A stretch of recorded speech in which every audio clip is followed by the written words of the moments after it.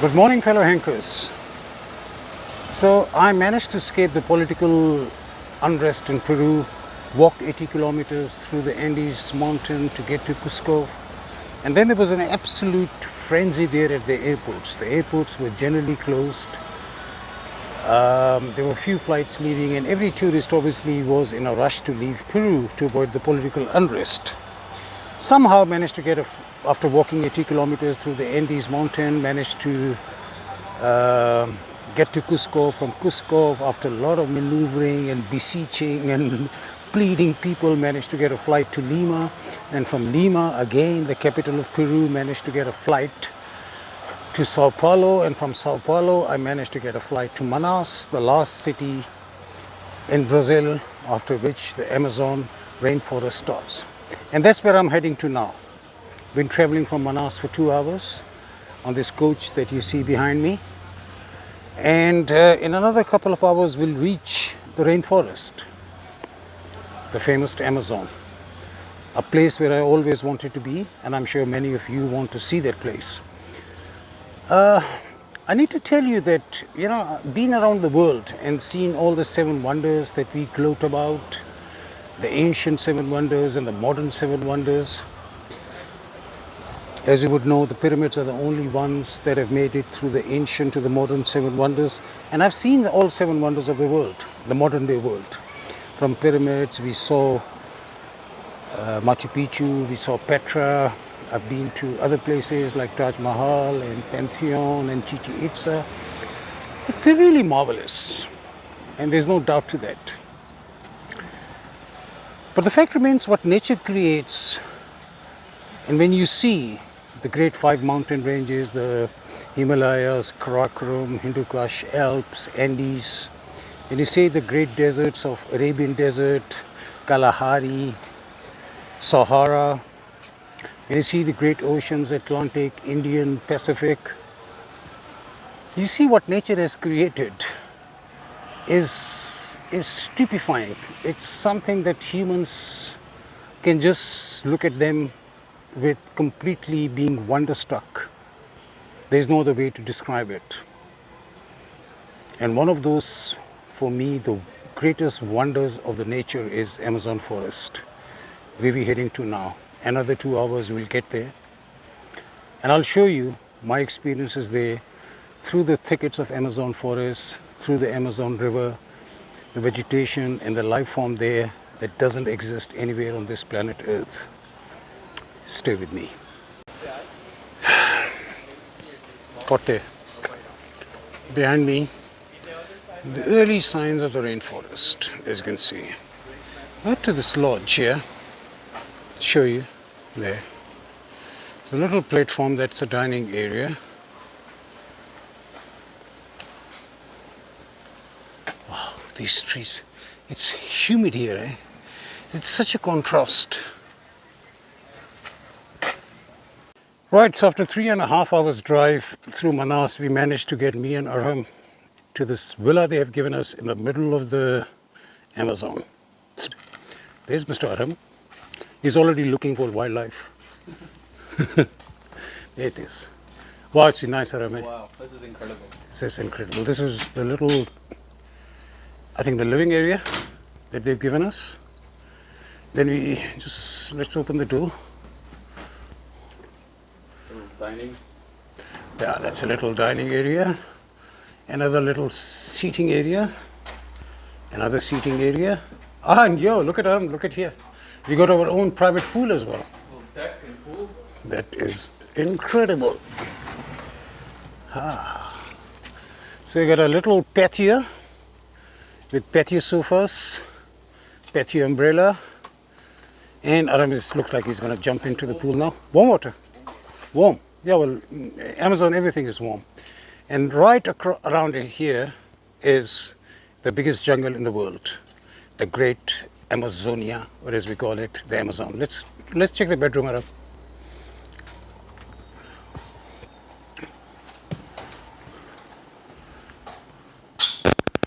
There's the bedroom. Pretty decent. There are 2 air conditions here. The bathroom. pretty decent for middle of nowhere. And then I think there's a little loft up there. Where does that loft go to? TV room. Oh, it's a TV room. Okay. And obviously there's Soccer World Cup being played. Argentina seems to be winning, and the whole of the South America, where we are now, is celebrating. And there's Mr. Aram. I don't know which team. Oh, well, he supports France. He's a France supporter, so that's why he's a bit despondent. And there, Amazon, where we always wanted to be. We've got a couple of hours break now. We're going to have lunch at around 1, and then we're going to start our tour of the Amazon. Let's freshen up, and then we meet again. So I'm ready for my first hike into the Amazon forest. I must say, I'm pretty excited. Always wanted to be here, and it's got a procedure to get ready for this hike, and I'll show you how. Firstly, I had to put on like mosquito repellents all over my exposed body surface. Then I had to put these shoes, and this is obviously a shoe over, or whatever you call it, and this is basically obviously the snakes can lurch and bite you. And the mosquitoes also, these mosquitoes have got a deep bite, they can go through your trousers and they can bite you on the skin, so you have to wear those kind of ankle guards or shin guards or whatever you call them. And then you go deep in the jungle with a guide who shows you around. I'm just waiting for the rest of the group to get ready, and then we can start our first hike in Amazon. I feel like going on a war. Look. The jacket. The sunscreen, she made me put more. She said the UV index at the moment is 9, which is extremely high. Water bottle. The shin guards. Mosquito repellent on every exposed area. Obviously, I've got my hat on because, you see, I'm not really scared of anything else here in Amazon. Anaconda, jaguar, whatever. My biggest fear is spiders, and all my life I've suffered from arachnophobia, a very terminal case of arachnophobia. I mean, and in here, in Amazon, you get the biggest spiders. Biggest ever that you can imagine. I mean, they're bird-eating spiders. They can eat a bird, and tarantulas, and black widows, and I don't know, hell knows what. So I'm wearing a hat, other people are not. Because firstly, I don't have much hair. And secondly, I don't want a spider to land on my head. Because that might be the end of me. I've got such bad arachnophobia, meaning the fear of the spiders. I'm just waiting for the rest of the people of the group to get ready. I'm the first one to get into this armor for the Amazon hike. And then we start. No, with diseases and stuff like that, of course, it's a bigger thing. Flu is the main one that affects us. But you have a lot of tribes here that consider civilized tribes that they don't want to even. They know why they live close to us there, but they don't know interaction. That's our guide, Mr. Jose, who's just giving us a preamble before the tour. So they don't speak Portuguese. They would Most of them, the newest generation now, they can speak Portuguese because they go to school and because stuff they have a like school, they have more, Portuguese. but what is the local language they speak? and he has Portuguese. Oh, Portuguese, okay. From my, we are caboclos. Caboclos is a mixture of indigenous people with them white, let's say white people. Okay, I understand. But in Brazil is a big mix. Yes. But we speak Portuguese all over. If you're not indigenous from a tribe, and the indigenous tribes have different languages. Is one language? they have many languages. Many languages. In Brazil, has got more than 150 languages. That's what I was going to ask you. It's 150. Wow, that's incredible. There's a lot of languages. But everyone speaks Portuguese. That's like the Along these places where it's the city, the community, they speak Portuguese. Portuguese is the language. Okay, that's amazing. Main language, Portuguese. So do you speak any other languages? Portuguese, English. English, a little bit of Spanish. I can Ah, understand more Spanish. than Okay, a bit of Spanish. for work. Actually. Of course, there you have some Spanish. Most of South America being Spanish. Fair enough. It's strange because we speak Portuguese. Yeah, it's And one then we are country. around South America, Exactly, so it's one all the other country. countries speak in- Out of 60 countries, Only one country that speaks Portuguese. Portuguese. Other Spanish or English. Yeah, Yeah. it's funny, isn't it? Because we have around us. But you're such a massive country. I mean, Brazil is like, what's the fourth biggest or the fifth biggest country in the world? Yeah, it's Yeah, it's a massive country. We were in Peru before this actually. We went to Machu Picchu. Yeah. So we were first obviously Lima, then Lima to Cusco, and from Cusco to Machu Picchu.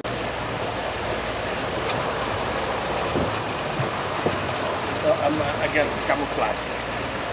I think we have to show us in the way we are.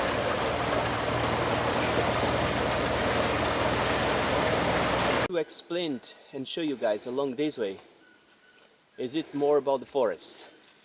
Actually, I don't promise you guys to see any animal in this place, not because we don't have, but because the animals here, they can hear, they can feel our footsteps in the ground and can feel our smell very easy.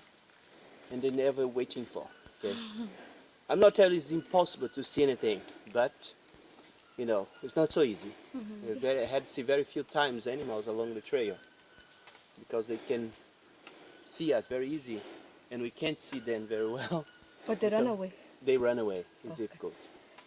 And actually the main explanation I'm going to give you guys here as well is it's my own experience. You know, whatever I'm going to pass to you guys today and show you along this way here is it my, because I grew up in the jungle and whatever I show you, the plants and trees, it's because I really been used before starting to work with this, to live in and survive with it, you know.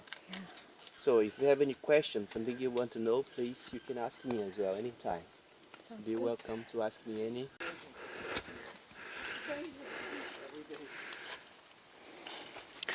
That's us walking through. So our guide, Mr. Jose, is a local Amazon boy. He grew up here. He's one of those 400 tribes that live in Amazon or along the river Amazon. And he grew up here playing hide and seek like me and you were playing it on the streets. So he says he knows this jungle like the back of his hand, which is remarkable. He saw me leaning on one of those trees and he says, don't do that. He said the most toxic animals you'll ever see, you find them here. The spiders, my fear, scorpions. And he said there's also a very poisonous caterpillar here. If it bites you, obviously it doesn't kill you, but it's very painful and your trip might be cut very short.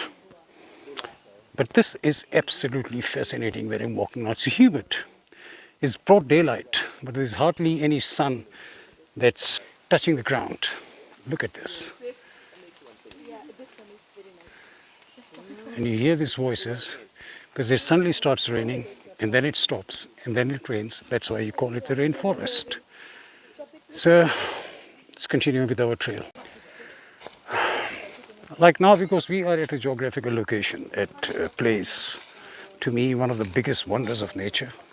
A man-made wonder, as I said earlier in my preamble, is no match to this marvel, the Amazon forest.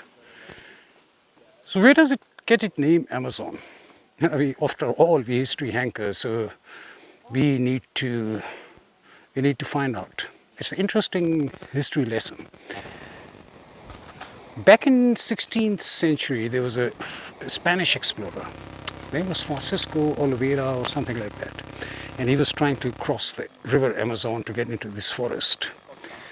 And he came across a very fierce warrior tribe that attacked him and his entourage. And there was a fierce battle that happened between them, between Francisco and that Amazon tribe. Francisco got better of them because of superior weaponry. They had guns or whatever.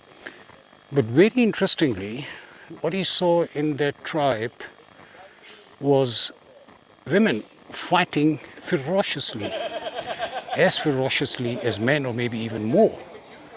Back in 1536 or 1533, whenever it happened, it wasn't a common phenomenon to see women fighting. So nevertheless, he got the better of them. And when he got back, people asked him about his journey. Where did he go? He said he went to the rainforest. And then he said to them, I met Amazonas there.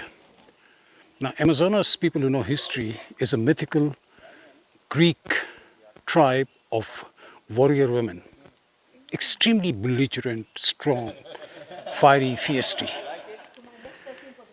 So he thought he met that, mythical Greek tribe of warrior women. So he said he met Amazonas. Amazonas is the name of that Greek mythical tribe of warrior women. And from there on, this place was being called Amazonas, rainforest, and with time it got anglicized to Amazon, like we know it now. Let's continue. Deers, find some kind of animals we have got in here in this forest. And I can tell when it was happening that we were getting out to going looking for animal in the forest, that the dog sometimes was lazy in the morning. We was taking the ants to wake them up. What we was doing, we was taking the ants. They was slowly down, they was not walking so well. There was taking the ants, they was throwing on them, on the skin. Because this guy get through the hairs and it's starting to, and then with the That's ants on the interesting. skin. So they were using the Amazon ants to wake the dogs up who wouldn't go hunting. Then the lazy, then they were starting to go out for hunting. It was one of the good ways to make them waking up in the morning. Taking the ants on the skin. And that is not a good sensation if you get the on your body. If you want to, just let it get some on your body, you're going to see what happens. So first interaction with an Amazon spider. And it has to be something up there in my luck. The first animal that we see is a spider. That's how we can make a string as well with that. In a way, with that it's possible to making. You can make line for fishing. You can make strings or ropes for making traps to catch animals. You can make a string to climb up in the tree. Or you can make a string to kill yourself. If you're lost after 1 month in the jungle, that's something good as well. And then, for the indigenous people, não solta agora. Você soltou antes do tempo. Segura, não deixa aí. Amazing skill. This guy is showing us how to do with the different barks of the tree and different leaves. The survival method. He just showed you how to make a rope. You can do so many things. You can wear it as a belt, as a hunting, or to tie up somebody. And then he made this little tiara from a palm leaf in like less than 10 seconds. Crown me as the king of Amazon. Let's continue. You can feel it giving me back, like it's like a wax, the resin. Stick right here.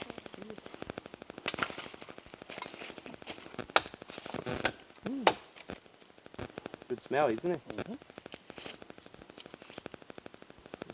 Very good. What is this? Chanel number 7. But in Brazil we have a company called Natura. Yeah. They really use that soap, that resin, to produce cosmetics like soap, shampoo, cream with that resin. It's called breu branco. Like the indigenous people, they would use as a torch, and at the same time this would be for them like incense. That the smoke coming out of these along the place, they believe, they trusting that this is taking away the bad spirit from wherever they are living. For us, caboclos, I can remember this. I used to going off into the forest with my dad to taking the piece off as I did here. To take many of it to melt as a wax inside a iron pan, and that way we was use it as a glue. With that fibers on the canoes, it was typing the holes of canoes, it was closed, put some fibers, melting these, and it was dropping over, you see here, look, it's melting, and once lighting up as well, it's wet because of the rain, it's wet, totally wet because of the rain.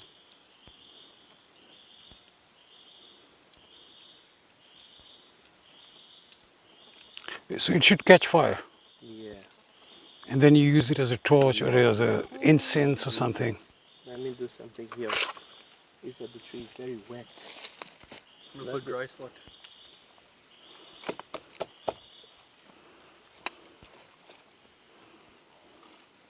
Can you have a look if the oil come out? Yeah, resin. There's like oil coming out, right?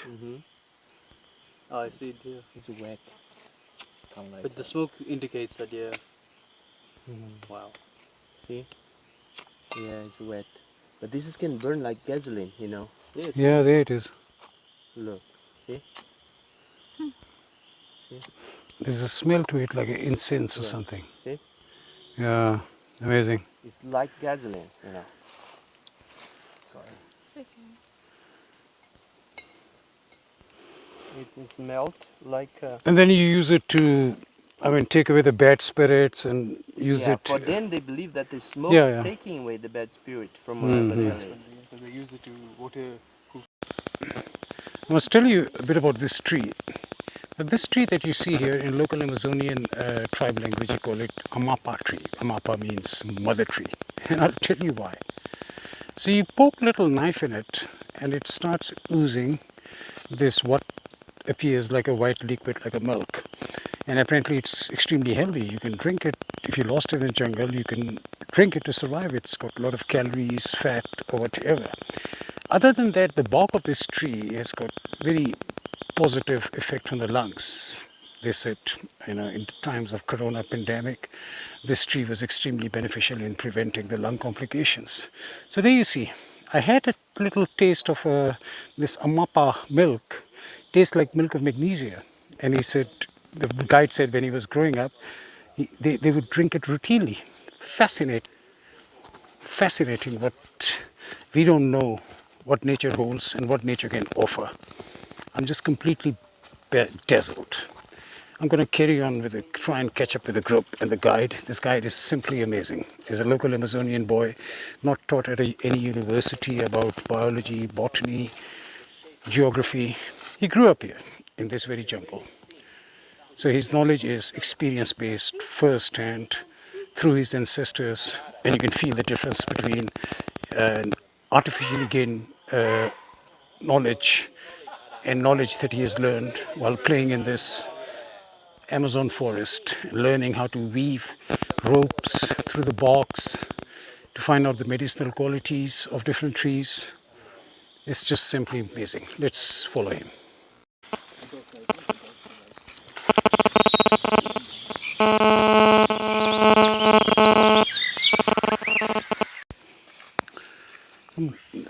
Most of the trees that you see on my back and at my front that you would see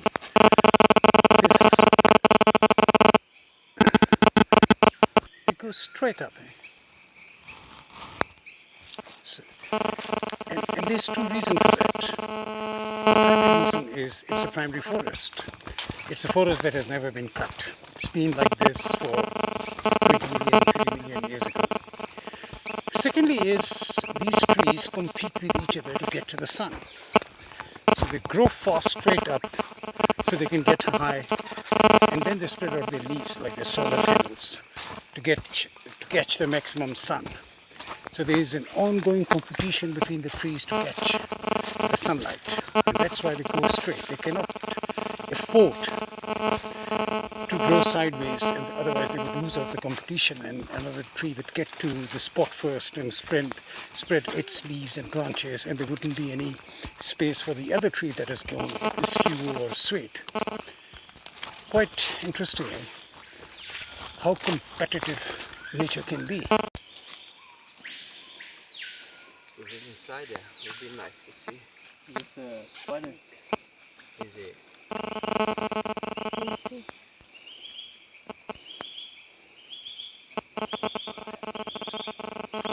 It's not a tarantula. It looks like it's not there inside, yeah? Let's see. Deeper. Yeah. Maybe not. Let's have a look. What were you expecting? A snake or a spider? A spider. There's a light already. Live spider. Only a nest of shit. Live spider. Only a nest that's big. I got scared. This is that really big one. The life-eating spider. I was trying to draw a spider out of a burrow. Oh my god! Look how big it is. Hold it, hold it, hold it, hold it. Look how big it is. Oh my goodness. That spider was a Goliath of a spider. The tentacles were size of my finger. It can get up to 10 inches big. It's the biggest spider in the world. And I have to see it. I have to see it. Missed my heartbeat for a second. It came out, then it went back in the burrow. And then Mr. Jose, our guide, is telling us this thing is big enough to eat a spider, to eat a bird. Now holding the top to swing around. And this one grows from the ground. This one here, we call it Iscada